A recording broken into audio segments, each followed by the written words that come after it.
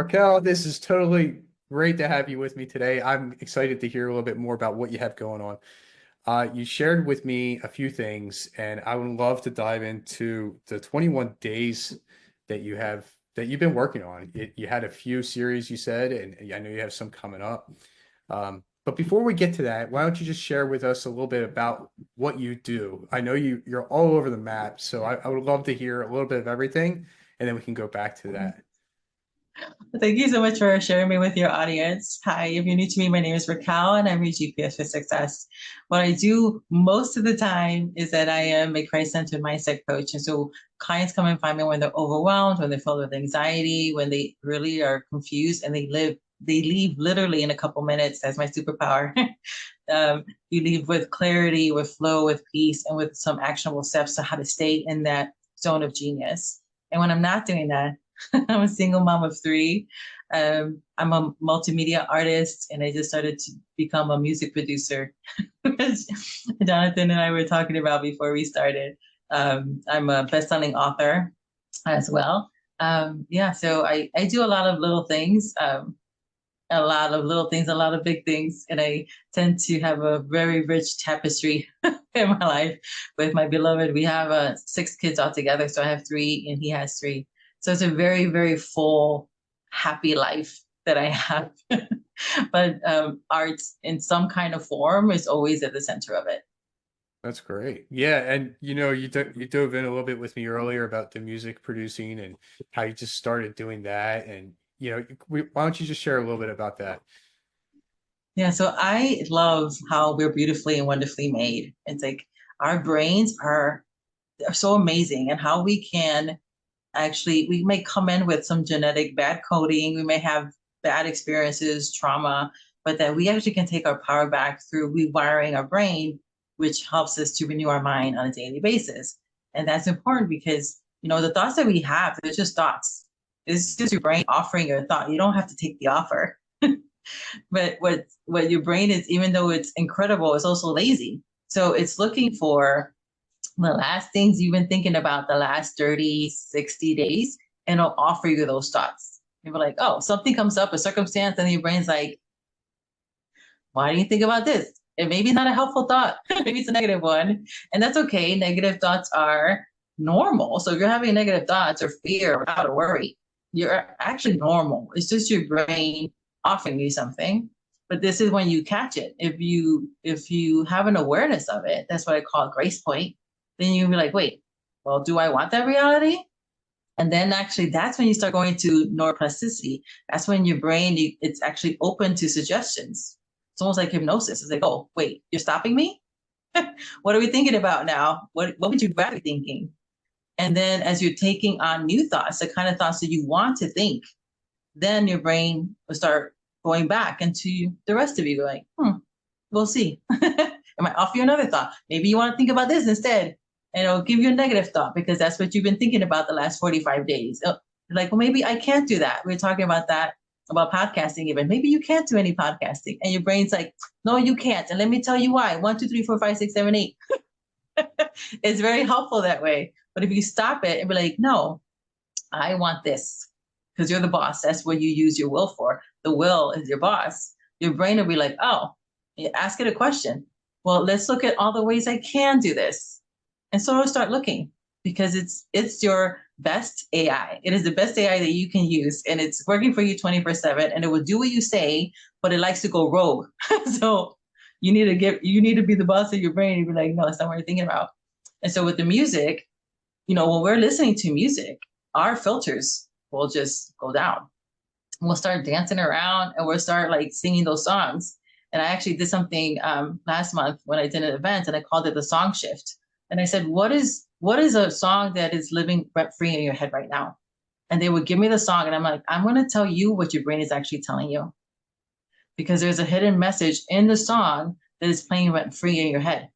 And then I was able to tell them what their subconscious was telling them based on the song that they gave me. And they're like, these were new people to me. They're like, how did you get in my head that fast? And I'm like, you told me by telling me what's living rent free in your head. And so because of that experiment, I was just like, well, let me experiment with the neuroscience that I know and the coaching that I know and the subconscious work that I know about music. And that's how I actually started last month. And I'm like, oh, we'll call it a song shift because it's shifting you. I'll analyze the song that you're thinking about, or maybe even the song that you want to embody, right? There's a maybe you want to shift into certain kind of reality. And I said, give me that song too. So what I did for them was like, this is the song that you feel you're at. It was about love because it was for single women. This is how your love life feels now. This is the love life that you want. This is actually what's happening. And when I was able to give that to them through the analysis, they were like, wow. And I'm like, oh, yeah, I just had the idea and I ran with it. Like, I think this will work. Let's play. Let's play in the sandbox and see what happens. That's all of my life. I think this is going to work. This is entrepreneur life. Let's try it out. And it worked so well. All the women were just like, oh my gosh. And some of them went into tears, and the other ones were just like, I can't believe you know me this well from 2 songs. And from that experience, then I was like, oh, I want to use music to help people to rewire. And so I already performed when I was younger. I wrote lyrics, and I have this music in my head, but I'm not a musician. So I never knew how to tell the musicians I was with. I would sing it, I would hum it. I would tell them, no, it sounds more like this, more like this. And that's how we created music when I was in my 20s, because I didn't know. And I just really wanted to start creating my own music again. It's been a desire. And now AI has actually caught up with that. So I'm using Marika, I don't know how to say it, Mureka, to be my musician. And I hear the music in my head and I write the lyrics, and then I put it into the system, and then I try to find the music that matches what's in my head. And then now we're recording this. I just started this week. I've already released 11 songs on YouTube. And they're all in different areas. So they're actually made to be like affirmations or declarations, something that's very loopable, is danceable. So that way, since it's bringing down your filters, you're listening to the lyrics, allowing the lyrics to kind of speak for you and into you, and things that you can also say out loud for yourself. And over time, what happens is like, it's like using subliminal music or hypnosis or affirmation music. Because it's catchy, you start singing it to yourself, and your brain's like, oh, is that what we're thinking about? It's a sneaky way to rewire your brain without resistance. Yeah, and I can see me listening to songs that I listen to on the radio, and that is going to tell me subconsciously, where I'm at in life or where I'm going in that direction. We could talk about like Taylor Swift talking, all her songs, right? People keep singing the same stuff, and it's all heartbreak and whatever else it is, right? And so I would say that's what you're. You can never pick the right guy in the songs. Yeah, I know, right? Yeah, but we can make millions. So, that's awesome. So, so you had that going, and like that's just brand new for you, and so there you are, taking on something else to help other people. So I love that. And then I really wanted to dive into your 21-day series you have, and you said you did a few of them already, and we could talk about the one that's coming up because that kind of intrigued me a little bit too. But the one you shared also was 21 Days of Gratitude. Can you explain how that goes? Like this, what's the series kind of like? So I ended up calling that series the Gratitude Shift, and it's on Spotify, YouTube, and Amazon. And what I did was I took what I knew about neuroscience, epigenetics, coaching, and biblical principles, and then I weaved that tapestry together. And there's so many things that people think about. Oh, I should have a gratitude practice. But when you actually start understanding the science around it, like what it's actually doing in your brain, what is it doing physically in your body, how it actually is helping you to create the goals, to stay in momentum, to be able to use gratitude as a very specific strategy to keep you in chemical bliss, because no thought is innocent. Every thought that we're holding on to, when we think a thought, it kind of like comes up, and then as we hold on to it, it starts to release chemical signatures. And so that chemical signature can either take you to chemical bliss or chemical chaos. And when you start going to chemical chaos, what happens? You're in this high emotional state, these beautiful, juicy chemicals. Our brain is our drug dealer or our medicine man. It starts releasing chemicals, and it goes right to your frontal cortex, and then it drops your IQ 15 points. So what happens then? Now you're in a diminished capacity for thinking, and thinking is your gift. So if you are now in a diminished capacity for thinking, it doesn't matter if you have a high IQ. You are now at a diminished capacity for your thinking. So what happens? Now you have your blinders on, the answer can be right in front of you and you won't see it. And what happens over time, if you continue into this chemical chaos instead of bliss, you're in this continual capacity for thinking. And for example, we've all, I don't want to raise my hand, but I was one of those too. We've all met women where they were dating somebody like, you have no business dating that man. He's no good for you. I mean, there's so many red flags. We think we're in a circus. I mean, what's going on here? It's like, you don't see what's wrong. He's like, oh no, you don't know him the way I know him. He treats me different, blah, blah, blah. All this stuff. And then one day we see it and we're like, wait a minute. What was happening? She was in a diminished capacity for thinking because she was actually in her own version. She thought it was bliss when it was chaos. And we get addicted to these things. We get addicted to the chemicals. And so how do we then get unaddicted? We need to shift what we're addicted to. And that is part of it. It's like, okay, if we're doing gratitude, it helps us to get addicted to the good thing. We're constantly then looking for the silver lining. We're constantly looking for the thing that is good. And when that happens, it actually helps us. Our reticular activating system from our beautiful brain says, oh, is this what we're focusing on? Our confirmation bias starts to change. And so then we start having a confirmation bias toward the good. And so even in a bad circumstance, we can allow ourselves to feel what we feel, allow the emotions to come. And yet there's this undercurrent of, but I'm going to be all right. Because we have this gratitude practice. It's doing so many good things. When we are in gratitude, we end up having richer relationships, and everything we want is in the gift of someone else. So as we're having gratitude for ourselves, for our circumstances, for people around us constantly, every single day, we are actually making ourselves better, people around us, those relationships are richer, and we're making the world better because we're showing up differently. We're showing up with joy, with gratitude, with peace, with optimism, with curiosity, with openness. And when those things are there, it'll help us when life starts lifing, because eventually it will. And it's a way for us to stay in this constant state of like, okay, well, this too shall pass. Now what? And that's well said. So, I mean, I haven't listened to this, so I'll probably jump in and dive into your gratitude series. But it's funny that we just mentioned gratitude because I walked in my house when I came home before this, and I said I'm grateful for the house, a warm house, whatever, the dog, whatever, a few things, right? And then I also mentioned that other people are praying to have what I have. So as much as I want more, I need to appreciate what I already have because I didn't have what I had back then. So I'm happy to be where I'm at today.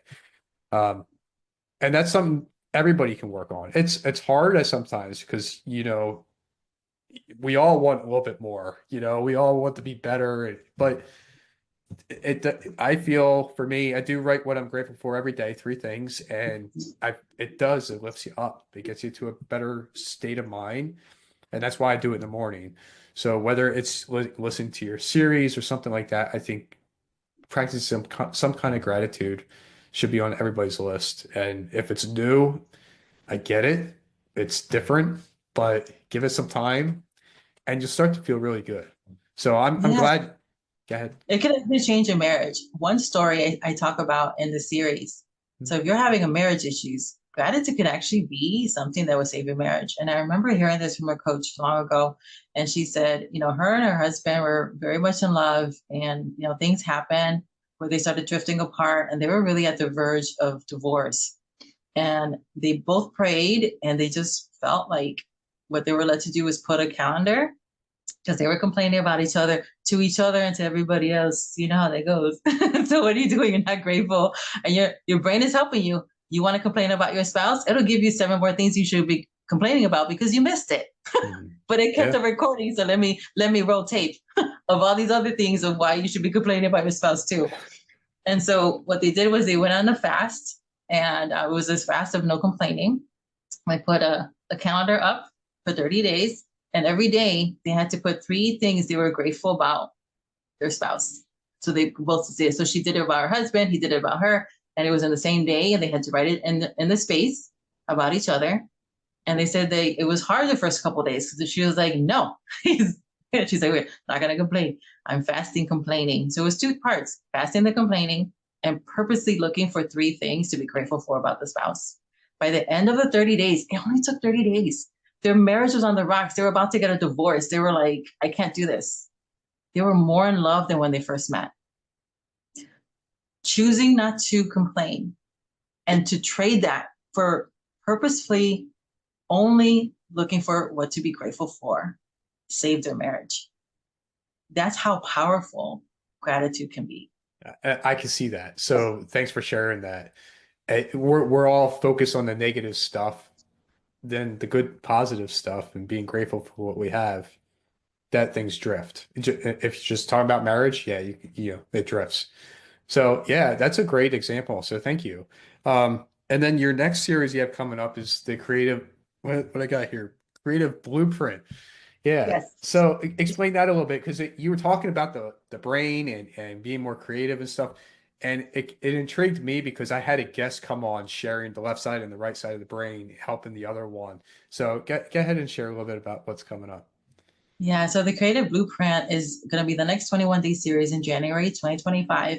And it's really about, a lot of times when I to think about vision boards and it's in the beginning of the year and let's do New Year's resolutions. Don't do the New Year's decisions. It's easier and just make one or two. And then you'll be able to stick to that. But it's going to be a way where I create these like almost like micro master classes and all builds on the previous day. So it's about 10 minutes or so each episode. And we're going to focus on really creating that blueprint for your life for 2025 or whatever, whenever you find a podcast and you can use it for whatever or whatever. And it's using things like neuroscience, biblical principles, your personality gift cluster is what I call them. I'm leveraging all those things together in order for you to really create the life that you want. And there's so many things about the brain that really we know them, but we don't know them. We know them like superficially, but we don't know really how to put some things into practice that's easy. And so I'm going to be adding all those things in, including, how to have all this information, your habit stacking things. So it becomes easier. Our reticular activating system in our brain, the RAS, it's always filtering out information, but it's filtering out things even that you say you want, but because it's not part of your belief system yet, it's not taking you seriously. It's like your brain is your helper, right? It's your VA. It's like, I'm not going to take you serious because you're not even thinking about this. You're not focusing on it. So it's a way for you to create that momentum. 21 days, people think create a habit. It doesn't. It creates momentum. And the reason you want 21 days straight on something is because after 21 days of thinking about the same thing, even a little bit, is what I call the 1% model, which is less than 15 minutes a day, which is why these episodes are so short, is that when you're doing it after 21 days straight, your brain starts to then take that information, put it into your long-term memory. So what is that doing? That means when a circumstance comes up, it's going to offer you a new thought because it's lazy. It's going to look for the last thing you were thinking about intently for the last like 21, 31, 45 days, 60 days. And if you are focusing on this one thing a little bit every single day, then your reticular activating system from your eyes start looking. It's like, oh, this is the goal. This is how we're doing it. Oh, we've been focusing on this. We've been talking about this. We've been having the music around this. I guess this is the way we're going. And you'll find that you'll have, more synchronicities because people call it the law of attraction or the law of magnetism. Actually, it's just you. You are your own law of attraction, your own law of magnetism, because your brain actually will pull you into the direction to make you right. Your brain it doesn't lie. And that's why your belief system is so important. It's keeping you within the boundaries of your own belief system. And so if you believe a lie, your own fake news, your own false narrative, it'll keep you there. And they're like, no, this is what we believe and we're going to keep you there. But if you start doing things a little bit, it starts to lower the resistance and then you'll be able to manifest faster. You'll find synchronicity because your brain is going to be your helper. It'll pull you toward what you're saying that you want, easier, faster, and flow. And it's going to be more fun because now you're not going to be like frustrated. And then I talk about what do you do in the in between what you want, and there it is. You know, there's for some things there is the process of time, but even in how to navigate that, where it's in flow and you're at peace, and you're just really having fun in the meantime, you become an amazing manifester. That's kind of That's my that's awesome. my specialty. Yeah, and then we all want to manifest things that we want in life. Yeah, that's Mhm. awesome. Raquel, how does somebody find all the stuff you're sharing with me? Is there like a website or just going to check YouTube or anything like that? Yeah, all the links for you to find me and stalk me is at yourgpsforsuccess.net. All right, so that's where we all go to stalk you then. Okay, awesome. Is there anything else you would like to add, Raquel, before we end this? No, I just really thank you. Thank you for the opportunity to share me with your audience. I'm really excited to be able to do this next series. And if you guys have any topics for songs that you would like me to create, hit me up because I have like a whole list. Things keep on coming up. I'm like, oh, I'm going to do this and this. But I create them kind of fast and then I'm going to run out of ideas. So if you have any ideas of things, of topics, of things you would like to manifest yourself, and I can create it into the song and put it out there for you. It's great. Thank you. I appreciate it. You're welcome. Thanks again for sharing me with your audience. Sure. Thank you for coming.